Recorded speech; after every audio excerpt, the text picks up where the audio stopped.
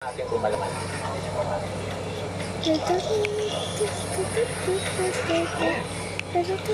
Malaman sa todo. Nagdaan ka ng merienda, solitary sa pumpiso, o pwede ulam. Hanap ko na lang ng kanin. Yan, galing na tayo.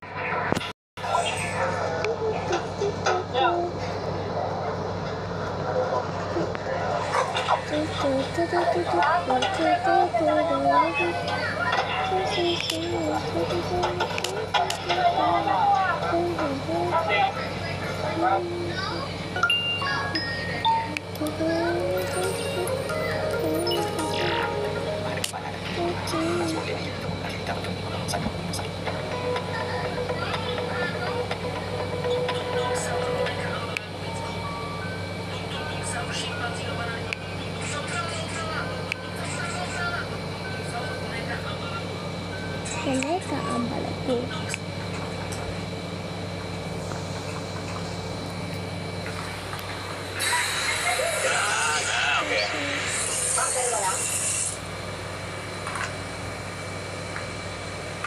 Isang solid na naman na food trip na hindi mo na kailangan dumayo pa sa may Binondo. Ang kinagandahan pa nito, malawak yung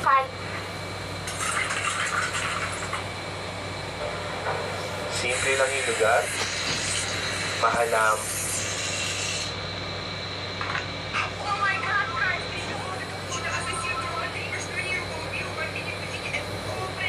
Tapos yun na to.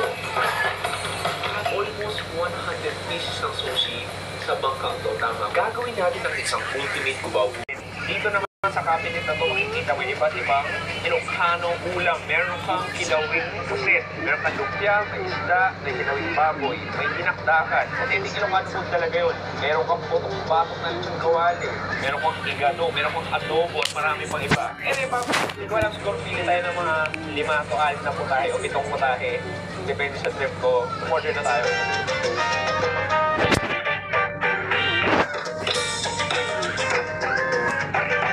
Umorder na ako ng napakarami Ilocano dishes tulad ng dinakdakan, inihaw na yempo, bagnet, kilaw na pusit, kilaw na baboy, at ang kanilang sikat na papaitan.